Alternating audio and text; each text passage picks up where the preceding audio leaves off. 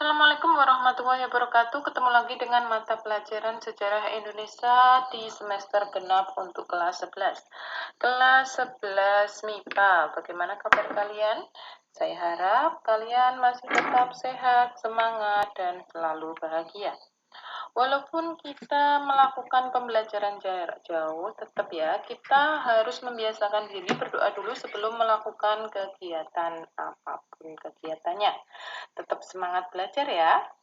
Khusus untuk belajar sejarah, kita belajar sejarah itu kan tujuannya untuk menjadi manusia yang bijaksana.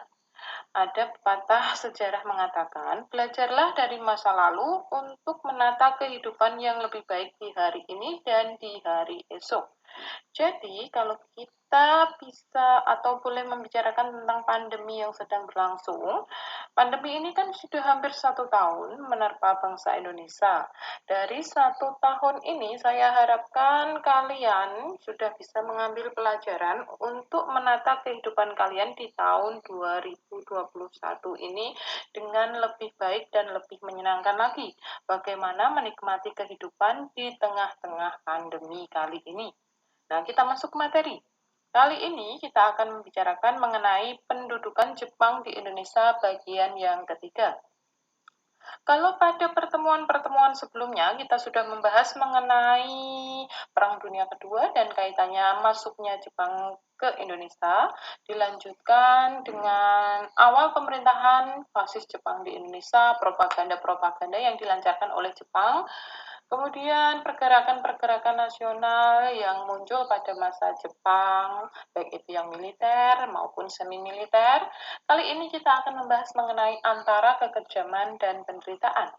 Apa yang akan kita bahas di poin antara kekejaman dan penderitaan? Kalian bisa simak buku paket kalian ya.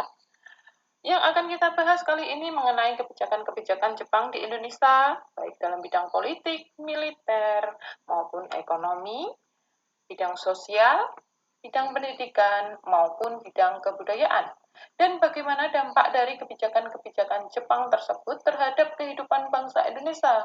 Apakah bangsa Indonesia dengan adanya kebijakan tersebut semakin makmur atau malah semakin menderita? Kita langsung masuk saja ke materi.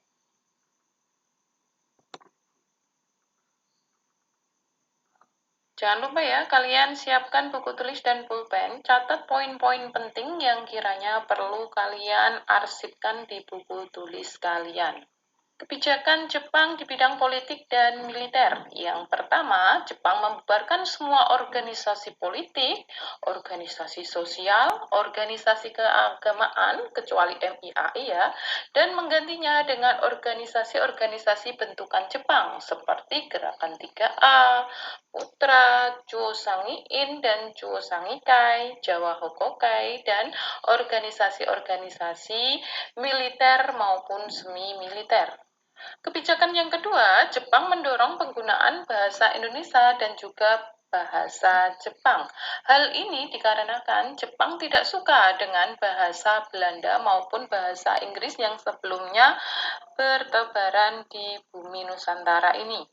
Kebijakan Jepang yang ketiga dalam bidang politik dan militer bekerja sama dengan tokoh-tokoh nasionalis. Tokoh-tokoh yang memimpin pergerakan nasional pada masa Belanda yang saat itu kebanyakan dari mereka itu sedang diasingkan seperti Soekarno, Hatta, Soekarni, Ahmad Subarjo, dan masih banyak yang lainnya. Kebijakan yang keempat, dengan munculnya golongan legal atau golongan yang kooperatif yang mau bekerja sama dengan pemerintahan Jepang dan golongan ilegal atau golongan yang non-kooperatif, ini yang masuk golongan ini adalah orang-orang yang masih melakukan gerakan bawah tanah untuk melawan Jepang. Nah, untuk organisasi yang muncul secara ilegal atau non-kooperatif ini, Jepang mengawasi pergerakan tokoh-tokohnya. Dilakukan dengan cara bagaimana? Mereka menerjunkan polisi rahasia yang disebut dengan Kempitai. Kemudian kebijakan yang selanjutnya, Jepang itu membentuk atau mendirikan KUA pada tahun 1943. Kebijakan selanjutnya dibentuknya organisasi militer dan semi-militer seperti Senendan, Isoi Senendan, Jibakutai, Kaibodan, Hizbullah, Fujinkai, dan lain-lain yang sudah kita bahas pada pertemuan sebelumnya.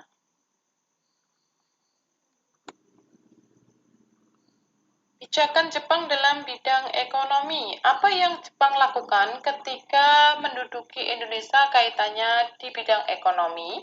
Mereka menerapkan sistem ekonomi perang. Sistem ekonomi perang itu merupakan kebijakan-kebijakan yang dikeluarkan Jepang kaitannya untuk mendukung kepentingan perang mereka, seperti eksploitasi sumber daya alam, sandang, pangan, logam, minyak bumi, itu ditujukan untuk kepentingan perang. Nah, dengan semboyan negara makmur, negara militer, Jepang menjadikan Indonesia sebagai basis kepentingan militer dan industri mereka. Nah, apa yang mereka keluarkan, kebijakan apa yang mereka keluarkan terkait sistem ekonomi perang ini, kalian bisa lihat di layar ya. Nah, yang pertama, mereka memberlakukan sistem autarki atau self-sufficiency. Nah, self-sufficiency ini merupakan, atau pengertiannya, daerah itu harus mampu memenuhi kebutuhannya sendiri. Nah, hal ini itu sebenarnya tujuannya agar daerah itu tidak menjadi beban bagi pusat. Apa yang menjadi akibat dari dilaksanakannya self-sufficiency ini? Terputuslah hubungan ekonomi antara daerah dengan pusat. Nah, kebijakan yang kedua dalam sistem ekonomi perang ini, Jepang melakukan pengawasan yang ketat dalam bidang ekonomi. Nah, ini kaitannya dengan penggunaan dan peredaran barang ya. Ini ditujukan untuk mengendalikan harga. Kebijakan yang ketiga dalam sistem ekonomi perang itu adalah setoran wajib dan romusa. Tahu kan romusa atau kerja paksa? Nah, setoran wajib dan romusa ini menyebabkan produksi pangan merosot serta kelaparan yang terjadi di mana-mana. Seperti kita ketahui, pada tahun 1944 itu Jepang itu mulai terdesak dalam Perang Asia Timur Raya. Dia mengalami kekalahan demi kekalahan secara beruntun. Hal ini menyebabkan Jepang semakin butuh bahan pangan dan juga bahan-bahan untuk mendukung perang. Nah, untuk memenuhi bahan pangan dan bahan kebutuhan perang ini, Jepang melakukan kampanye penyerahan bahan pangan secara besar-besaran melalui Jawa Hokokai dan juga Nagyo Kumikai. Atau Nagyo Kumikai itu koperasi pertanian ya. Selain itu, juga melalui instansi-instansi resmi yang lain. Nah, penyerahan setoran wajib ini hitungannya seperti ini. Dari hasil tani, petani itu hasilnya itu 30% harus diserahkan untuk pemerintah. 30% diserahkan untuk lumbung pangan desa. Jadi, untuk kebutuhan pribadi petani tersebut sendiri itu dia hanya mendapatkan 40%. Nah, akibat dari sistem ini, kesejahteraan masyarakat itu semakin turun, gairah kerja turun, kurang pangan, gizi rendah, bahkan wabah penyakit terjadi di mana-mana. Gimana hal itu tidak terjadi? Dari hasil pertanian, kita sudah kerja keras, tapi yang menikmati hasilnya itu adalah pemerintah Jepang. Contoh dari beberapa angka kematian yang tinggi pada masa pendudukan Jepang itu seperti di Wonosobo, itu angka kematian penduduknya itu sekitar 54% dari total masyarakat Wonosobo pada saat itu. Kemudian ada juga di Purworejo itu hampir 23% angka kematian terjadi di sana dari total penduduk di sana pada saat itu. Nah, kondisi seperti ini menyebabkan rakyat itu makan seadanya, seperti makan keladi, makan bekicot, makan umbi-umbian, kemudian makan pelepah-pelepah pisang itu, dan apapun yang dijumpai yang kiranya bisa dimakan, mereka makan agar mereka tidak kelaparan.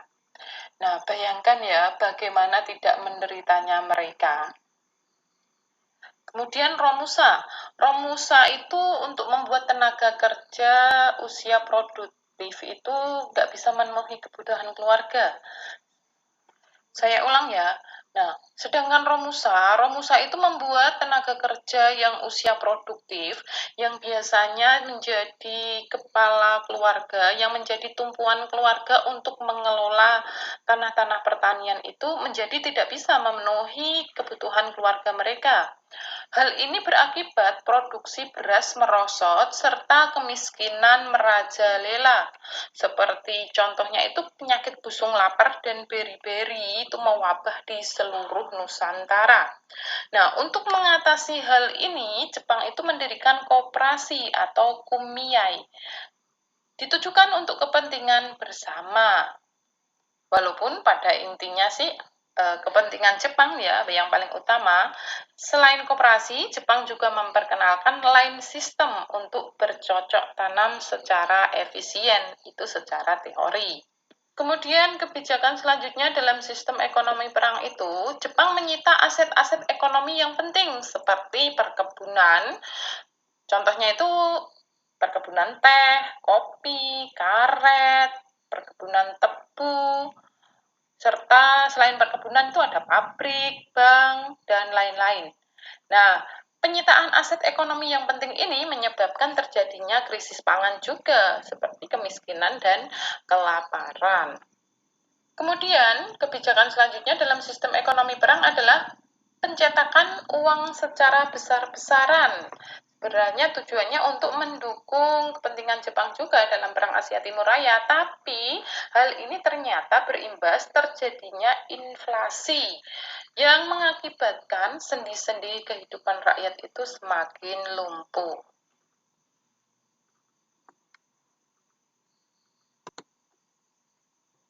Selanjutnya kita akan membahas mengenai kebijakan Jepang dalam bidang sosial. Yang pertama kalian bisa lihat gambar tentang Romusa. Nah, Romusa ini ditujukan untuk pembangunan sarana-sarana perang di Indonesia. Selain di Indonesia sendiri, juga di Burma, Muang Thai, Vietnam, dan juga Malaysia. Nah, dampak dari Romusa ini, sawah dan tanah para petani itu hilang tenaga potensialnya yang digunakan untuk mengerjakan sawah. Yang kedua, itu ada Yukun Yanfu atau istilahnya wanita Indonesia, wanita-wanita Korea, atau wanita-wanita Tiongkok yang digunakan untuk penghibur tentara perang. Nah, selama perang dari data itu diketahui kurang lebih 200.000 wanita Asia yang cantik-cantik itu dijadikan sebagai Yugun Yanfu, dikirim ke base camp tentara Jepang yang sedang berjuang untuk memenangkan perang Asia Timur Raya. Nah, wanita-wanita ini itu awalnya dijanjikan akan dikirim ke luar negeri untuk menjadi guru, perawat, ataupun dikirim untuk menjadi pelajar. Janjinya itu sekolah.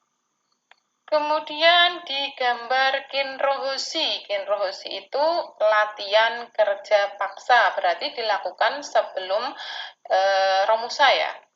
Kemudian Tonarigumi. Tonarigumi ini kaitannya dengan struktur birokrasi pemerintahan pada masa Jepang.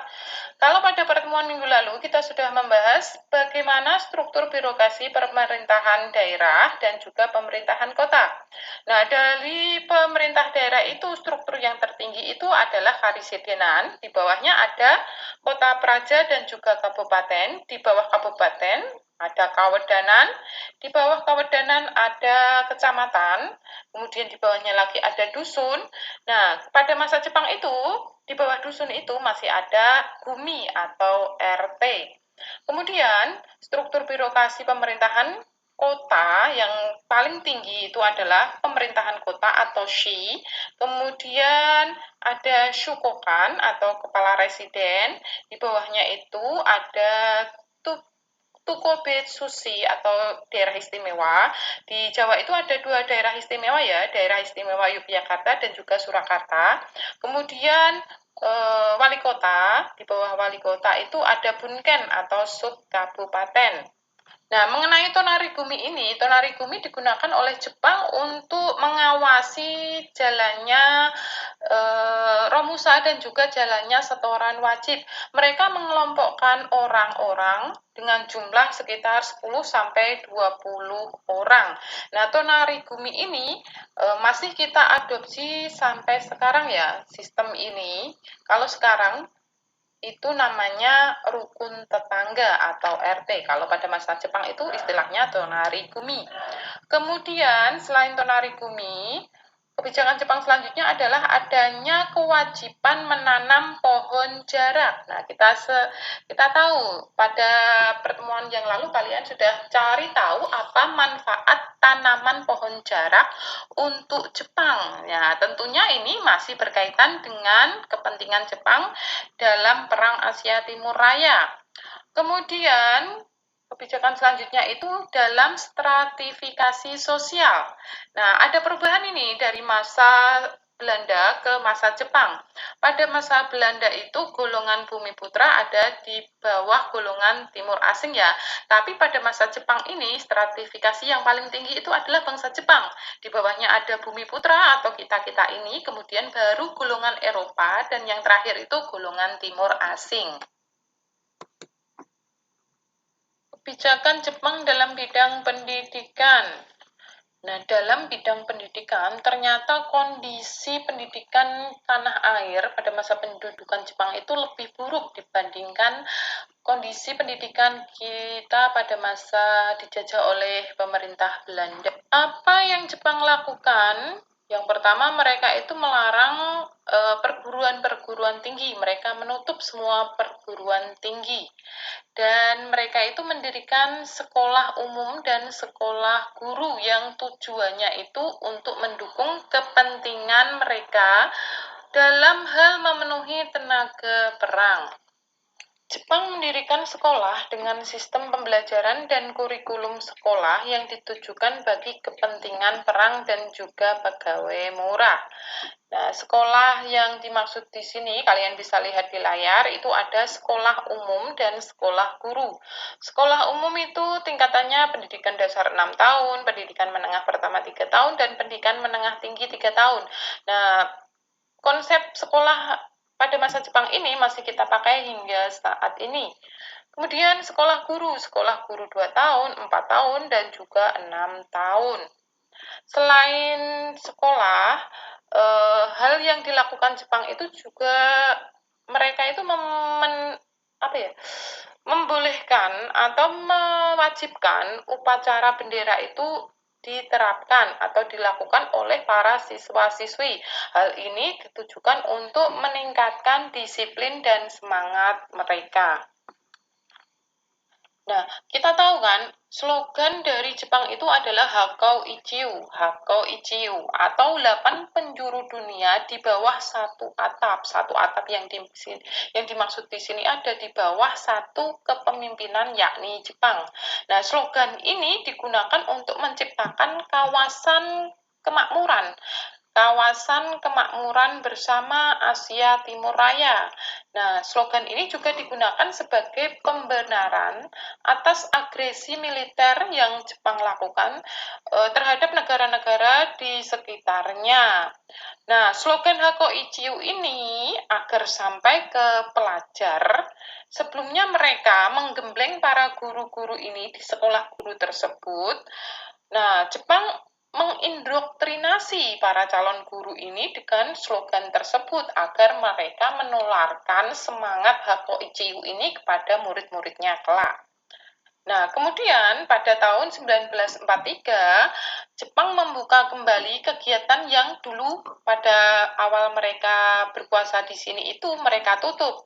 Nah, kegiatan itu seperti membuka kembali Perguruan Tinggi Ilmu Kedokteran atau Ika Daigaku, dan Perguruan Tinggi Teknik atau Kogyo Daigaku. Nah, kedua perguruan tinggi itu yang saya baca tadi itu ada di Bandung. Nah, apa efek dari kebijakan-kebijakan Jepang tersebut? Apakah setelah dikasih pendidikan sekolah umum, sekolah guru, dan juga sekolah kedokteran tersebut bangsa Indonesia menjadi pandai dan juga makmur? Ternyata tidak. Karena tujuan pendidikan yang Jepang lakukan itu hanya untuk menghasilkan pegawai murah dan juga tenaga perang, maka mutu pendidikan itu mundur secara tajam. Dalam bidang kebudayaan, bagaimana kebijakan Jepang? Yang pertama, kalian bisa lihat pada gambar, itu adalah tradisi Seikerei atau menghormati matahari terbit dengan cara membungkukkan badan dalam-dalam. Hal ini dilakukan pada saat pagi hari sebagai sarana untuk menghormati Kaisar Jepang yang dianggap sebagai keturunan Dewa Matahari. Nah, nantinya tradisi Seikerei ini menyebabkan terjadinya pemberontakan di beberapa daerah seperti di pesantren Tasikmalaya tahun 1944. Nah, kebijakan yang kedua dalam bidang kebudayaan, Jepang itu mengharuskan penggunaan bahasa Indonesia sebagai bahasa pengantar. Hal ini dikarenakan Jepang benci dengan bahasa Belanda dan juga bahasa Inggris tadi. Nah, apa akibatnya? Akibat dari kebijakan ini, bahasa Indonesia mengalami kemajuan pesat. Kemudian juga dibentuk Komisi Penyempurnaan Bahasa Indonesia pada saat itu. Kebijakan yang ketiga, gambar dan film berbahasa Belanda dilarang, diganti dengan gambar-gambar film-film, lagu-lagu, drama-drama yang berbahasa Jepang dan juga berbahasa Indonesia. Kebijakan yang ketiga, dibentuk Keimin Bunkei Shidoso atau Pusat Kebudayaan. Nah, Pusat Kebudayaan ini didirikan 1 April 1943. Nah, Keimin Bunkei Shidoso ini merupakan wadah bagi perkembangan kesenian bangsa Indonesia pada saat itu.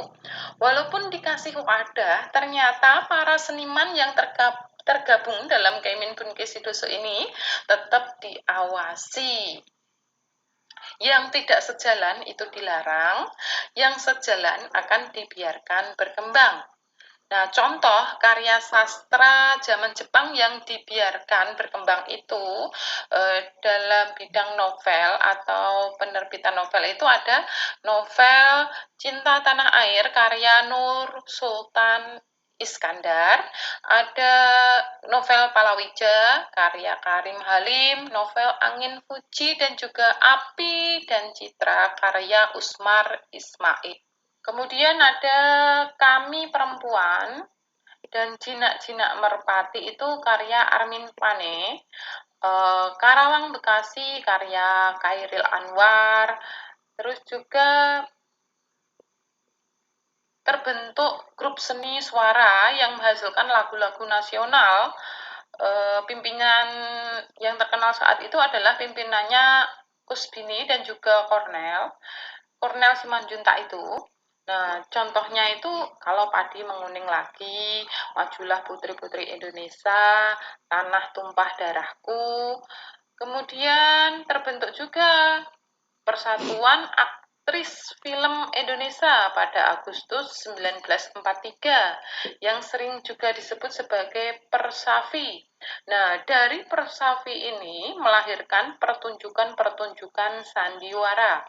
Itu beberapa karya yang dibiarkan berkembang oleh Jepang.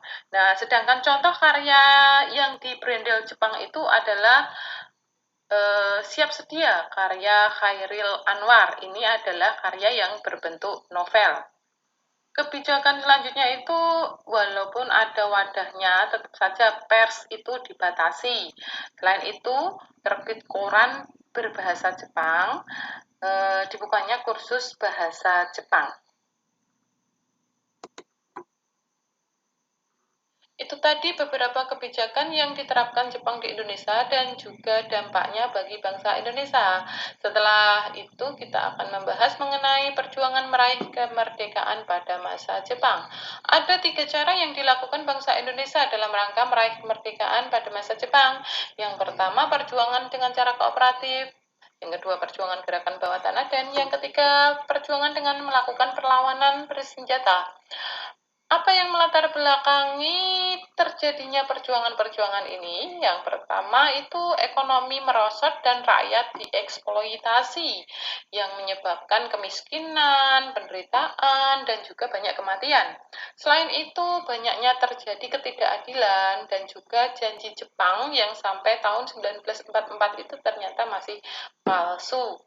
Nah, yang pertama kita akan bahas mengenai perjuangan kooperatif. Sebenarnya yang ini itu sudah kita bahas pada pertemuan sebelumnya ya. Nah, mereka berjuang melalui cara kooperatif itu dalam hati mereka, dalam hati tujuannya itu melalui organisasi-organisasi buatan Jepang seperti Gerakan 3A, Putra, Jawa Hokokai, PETA. Nah, para tokoh nasionalis ini berusaha membangkitkan semangat nasionalisme bangsa Indonesia yang sempat luntur oleh tekanan-tekanan Belanda. Kemudian, para tokoh nasionalis ini berusaha menggalang persatuan melalui rapat-rapat bersama secara langsung maupun tak langsung. Tak langsung ini misalnya itu melalui media massa, tentunya media massa Jepang pada saat itu. Nah, selanjutnya perjuangan melalui gerakan bawah tanah. Nah, gerakan bawah tanah, perjuangan yang dilakukan oleh bangsa Indonesia yang biasanya itu bekerja di bawah instansi-instansi Jepang. Nah, perjuangan mereka ini dilakukan secara rahasia. Kalau kita lihat data, itu perjuangan ini itu tersebar tidak hanya di Jakarta, tapi juga di seluruh penjuru tanah air. Ada di Semarang, ada di Bandung juga, ada di Medan, dan juga ada di Surabaya. Nah, kita bahas beberapa saja ya. Nah, yang pertama itu ada kelompok Sultan Syahrir. Kelompok Sultan Syahrir itu adalah orang yang anti fasis. Dia itu yakin Jepang tidak akan menang dalam perang Pasifik. Kemudian ia itu berusaha membangun jaringan yang anggotanya itu adalah kader-kader muda, mantan anggota PNI baru yang masih semangat berjuang. Nah, biasanya ini mereka itu adalah mahasiswa-mahasiswa progresif.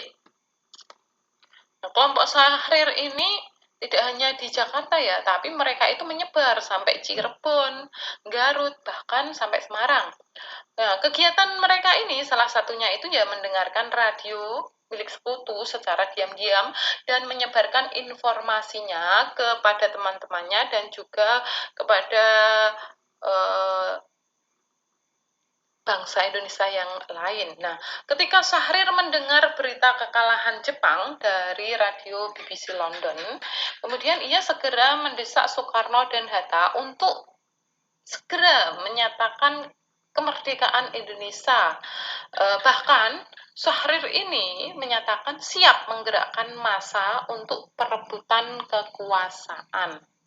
Tentunya kepercayaan diri ini disertai dengan persiapan yang sudah Syahrir lakukan bersama kader-kader yang dibentuk oleh dia.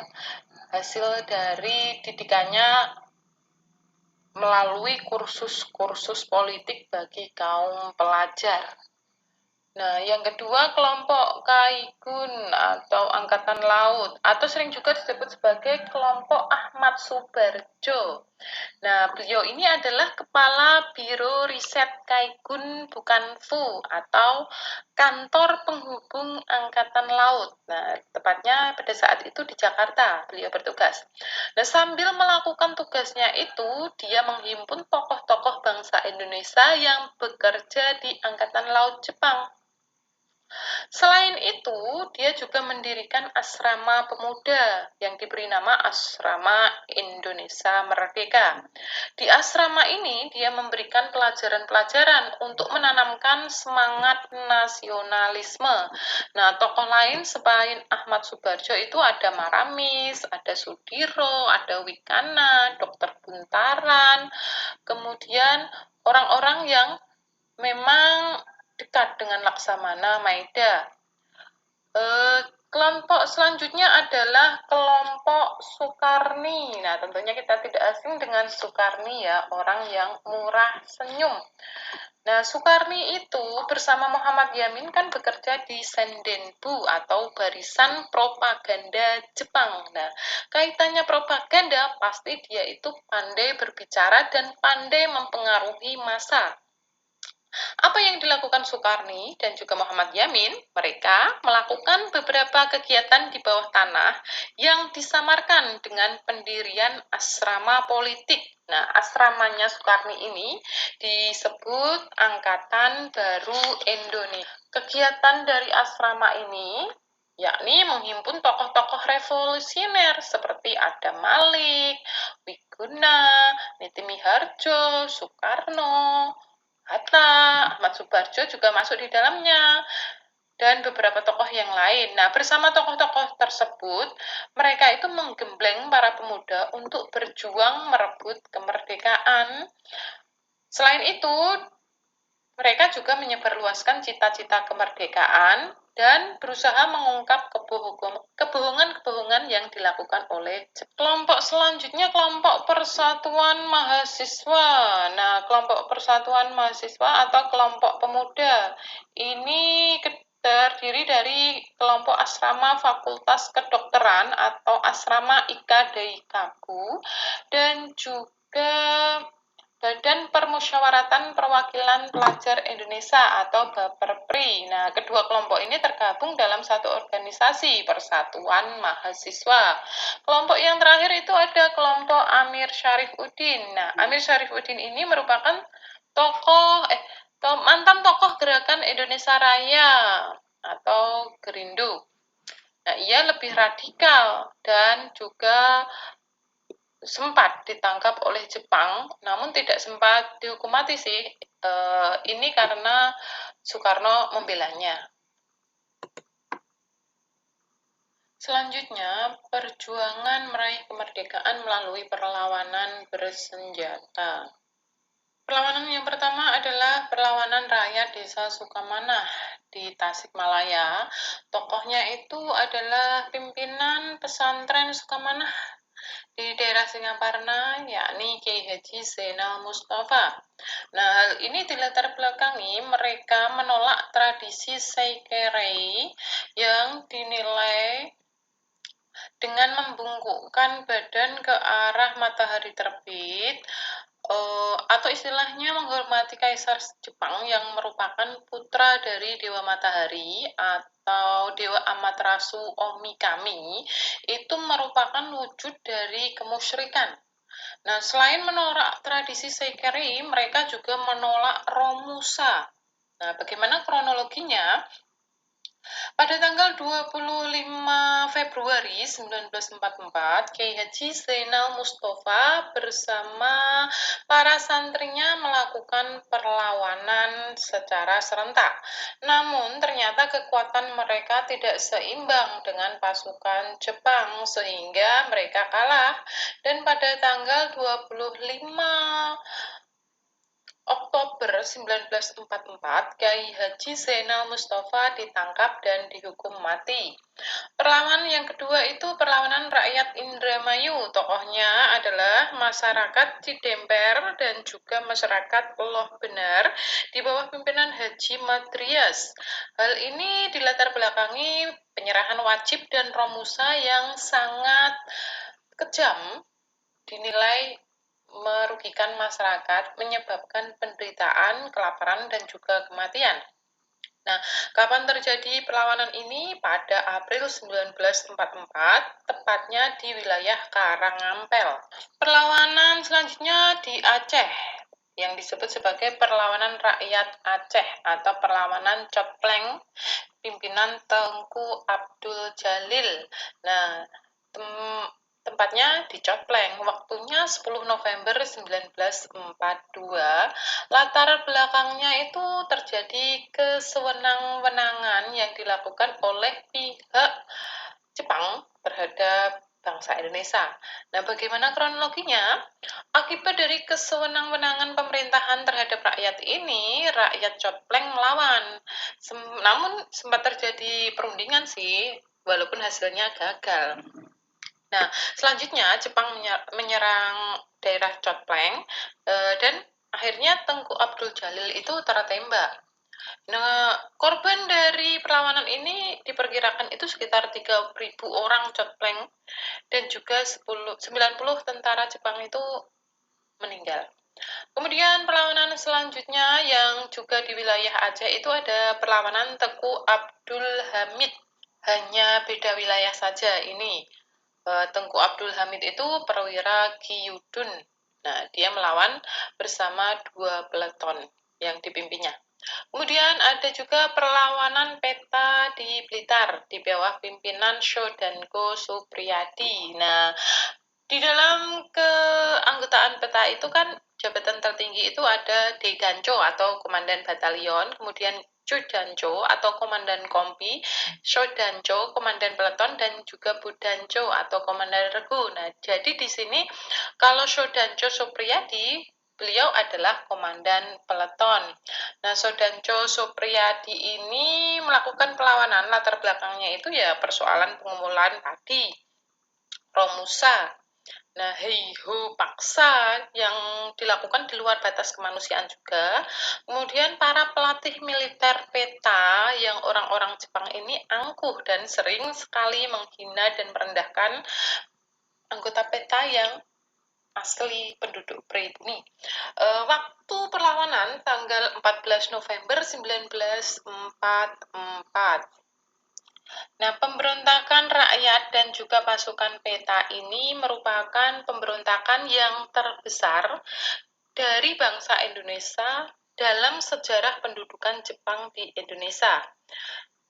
Akhir dari perlawanan ini ya tetap bangsa Indonesia masih mengalami kekalahan. Namun, Shodanco Supriyadi ini tidak diketahui keberadaannya, bahkan hingga saat ini masih menjadi misteri. Kemanakah beliau tertembak dan meninggal atau selamat dan mengasingkan diri? Kita tidak tahu. Selain itu, masih banyak perlawanan bersenjata yang terjadi di beberapa wilayah yang lain seperti di Kalimantan, kemudian juga beberapa wilayah di Irian Jaya atau Papua ya.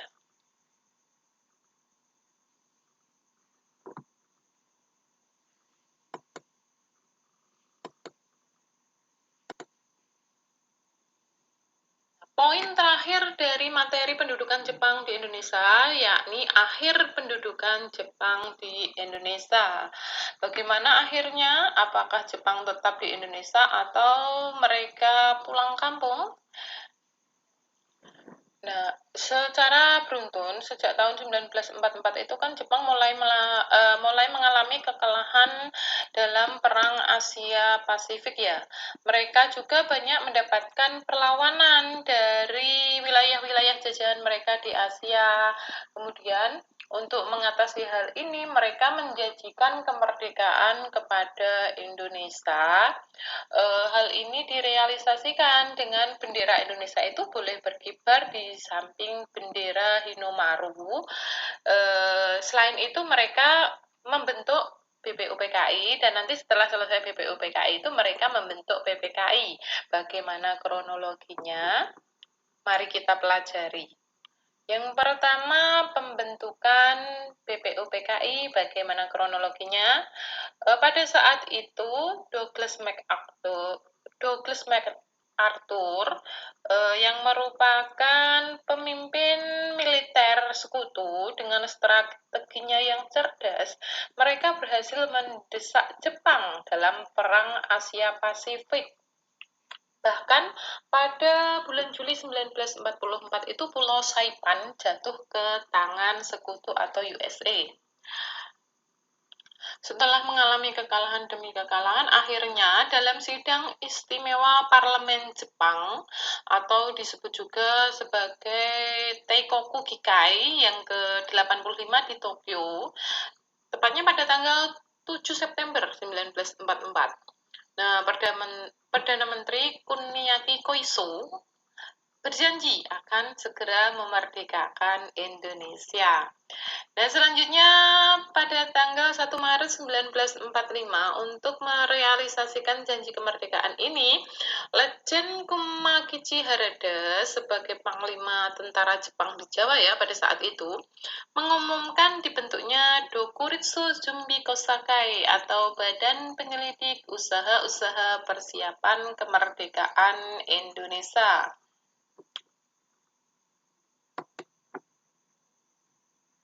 BPUPKI, ketuanya itu Kanjeng Raden Tumenggung Rajiman Widyo Diningrat.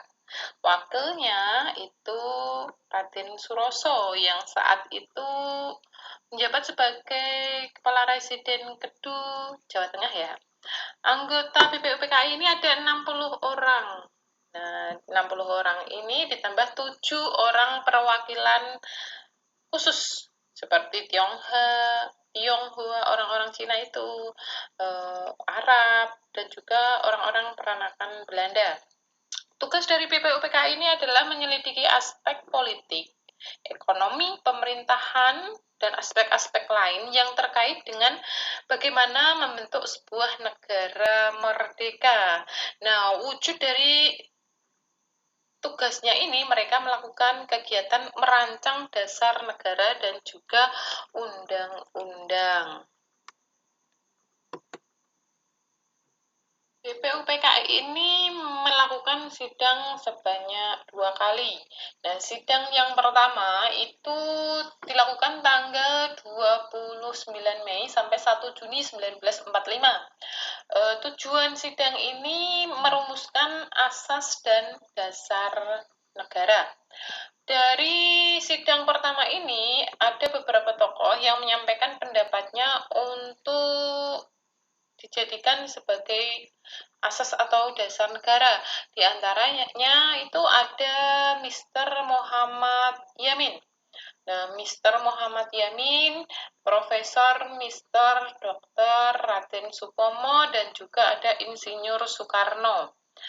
Mr. Muhammad Yamin, Mr. di sini bukan tuan ya, akan tetapi berasal dari kata Mr. in the Rechten atau gelar lulusan hukum yang diperoleh setelah mereka itu lulus dari universitas yang mengikuti sistem Belanda dan juga sistem Belgia, atau istilahnya itu mereka itu magister ilmu hukum, hanya disingkat sebagai mister gitu saja.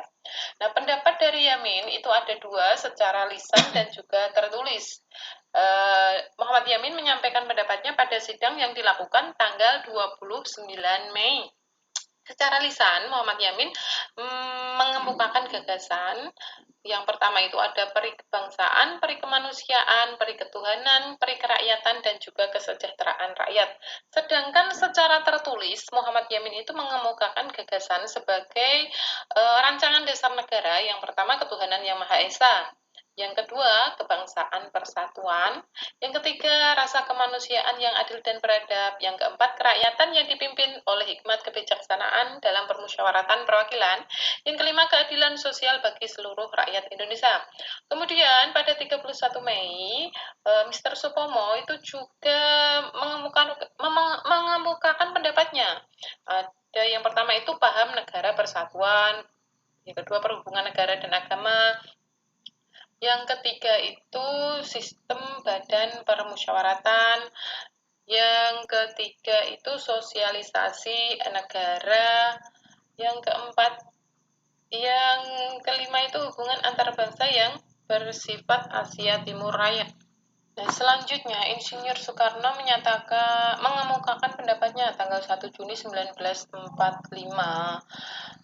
Yang pertama kebangsaan Indonesia, yang kedua internasionalisme, yang ketiga mufakat atau demokrasi, yang keempat kesejahteraan sosial, yang terakhir ketuhanan yang Maha Esa. Nah, dasar Indonesia Merdeka ini diberi nama Pancasila. Pancasila ini diringkas jadi Trisila. Trisila itu meliputi sosial nasionalisme, sosial demokrasi, dan juga ketuhanan. Kemudian Trisila ini bisa diringkas lagi jadi Ekasila atau gotong royong. Namun ternyata sampai 1 Juni itu belum didapat rumusan dasar negara. Nah, oleh karenanya, kemudian dibentuklah Panitia 9 untuk menyelesaikan rumusan dasar negara tersebut. Nah, Panitia 9 ini anggotanya ada Soekarno, ada Hatta, ada Maramis, dan beberapa tokoh yang lain yang bisa kalian lihat di layar ya. Nah, tugas dari BPUPKI ini ternyata bisa diselesaikan secara cepat. Tanggal 22 Juni, mereka berhasil menyusun sebuah preambul yang berisi dasar dan tujuan negara Indonesia Merdeka. Nah, preambul ini sering disebut sebagai Piagam Jakarta.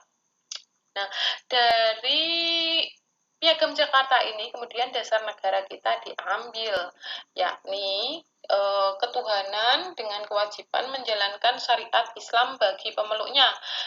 Pada intinya, itu 5 pokok itu sama dengan Pancasila saat ini, hanya yang berbeda itu sila pertama, ketuhanan dengan kewajiban menjalankan syariat Islam bagi pemeluknya, yang di kemudian hari setelah merdeka diganti menjadi ketuhanan yang Maha Esa.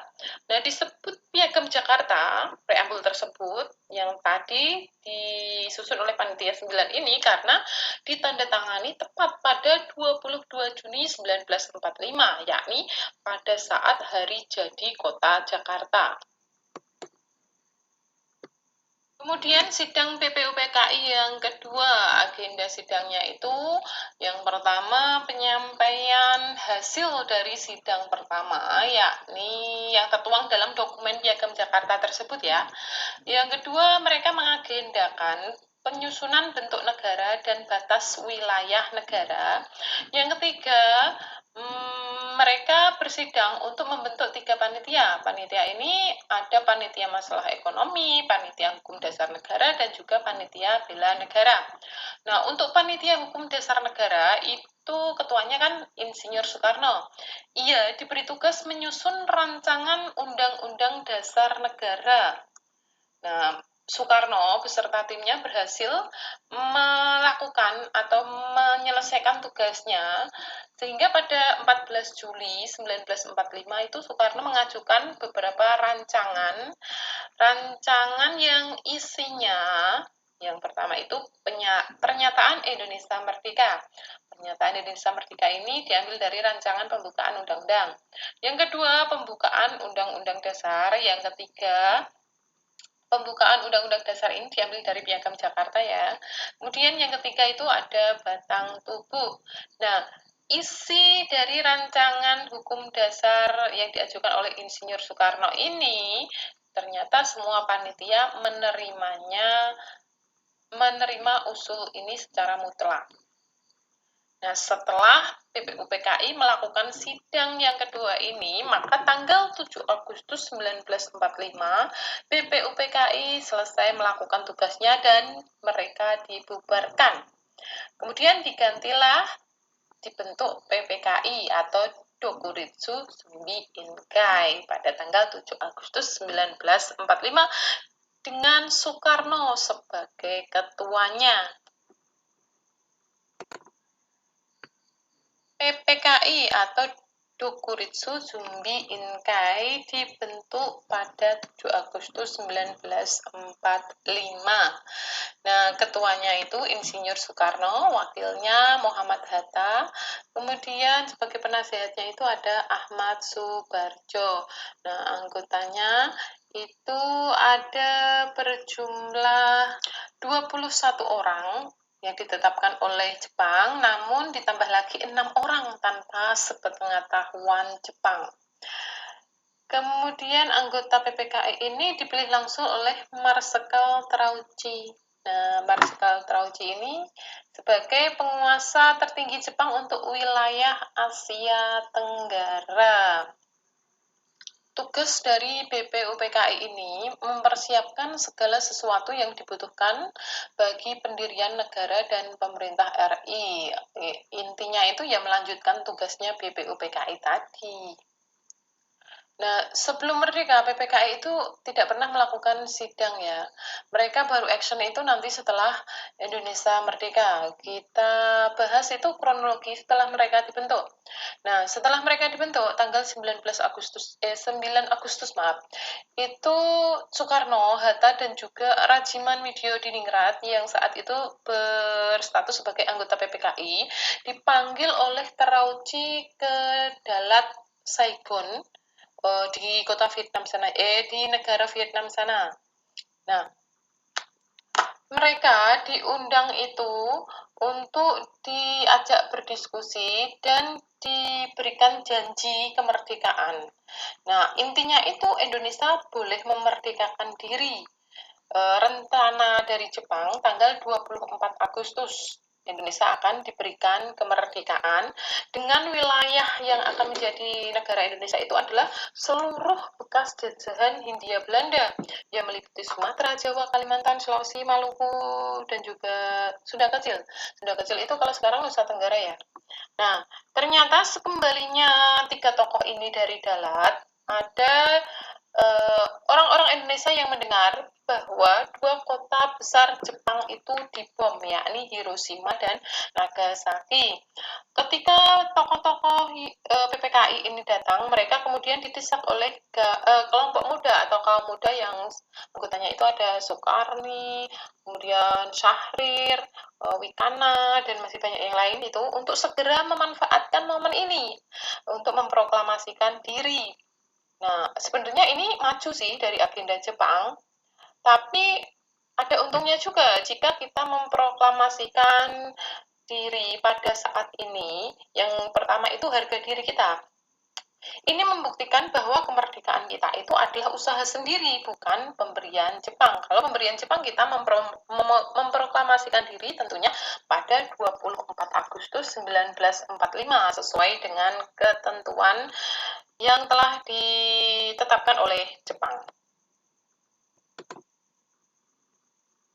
Nah, demikian materi tentang pendudukan Jepang di Indonesia. Sekarang kita lihat beberapa hasil budaya yang merupakan peninggalan Jepang di Indonesia. Ada meriam, ada juga infrastruktur, seperti kalau di sini itu ada selokan ya.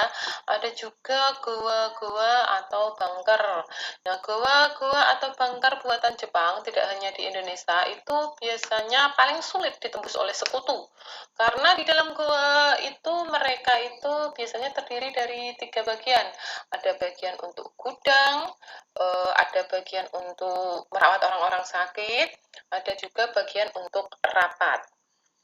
Nah, tugas kalian sebagai kuis hari ini adalah mencari atau mengidentifikasi hasil budaya atau peninggalan Jepang di Blora, di Randu Blatung, atau di desa kalian. Kalau mungkin ada, kalian bisa identifikasi kemudian analisis manfaatnya dulu untuk apa dan sekarang untuk apa. Kalian kerjakan di buku tulis ya. Nanti kalian upload ke classwork hari ini. Nah, dari materi yang sudah kita pelajari kali ini, dari awal sampai akhir, kita bisa melihat banyak sekali tekanan dan kekejaman yang dialami oleh bangsa Indonesia. Tentunya hal ini berpengaruh terhadap kehidupan, terhadap fisik, dan juga mental bangsa Indonesia. Cobalah kalian soroti bagaimana para pemuda yang menjadi tokoh pergerakan nasional pada saat itu. Bayangkan, dalam kondisi pasang surut seperti itu, dalam kondisi tertekan seperti itu, mereka tetap mampu bertahan dan terus berjuang. Kalau kita lihat ya, hal ini tentunya butuh mental baja, butuh kecerdasan tingkat tinggi untuk melihat peluang dan juga kemungkinan. Mereka itu mampu atau cerdas dalam membaca situasi, mampu menyelesaikan masalah secara cepat dan tepat. Bayangkan jika kamu jadi pemuda pada saat itu, mampukah kamu seperti mereka, seperti Soekarni, seperti Syahrir, seperti Soekarno, seperti Amir Syarifuddin, seperti Rajiman Widyodiningrat, dan masih banyak tokoh-tokoh yang lain. Nah, apalagi di akhir pendudukan Jepang ya. Nah, mereka itu kan dikumpulkan dalam BPUPKI. Nah, BPUPKI tugasnya menyusun rancangan dasar negara dan undang-undang. Tentunya dalam menyusun rancangan dasar negara itu butuh orang-orang super cerdas. Nah, gagasan-gagasan dari panitia kecil ini keren sekali. Mereka mampu menyusun piagam Jakarta dalam waktu singkat.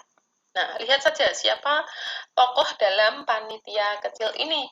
Ternyata orang-orang ini yang berjuang, yang disebut sebagai tokoh nasionalis ini, berlatar pendidikan sangat bagus.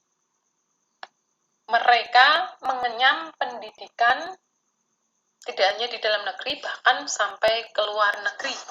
Dalam kondisi dijajah, mereka masih mampu belajar dengan baik dan benar.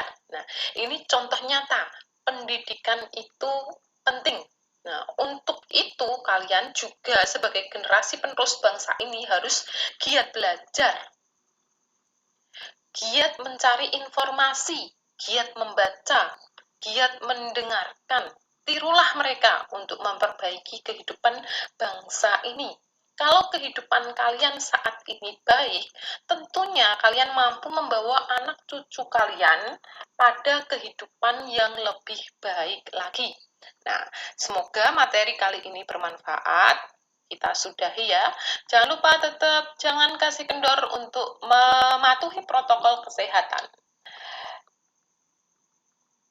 Wabillahi taufik wal hidayah. Wassalamualaikum warahmatullahi wabarakatuh.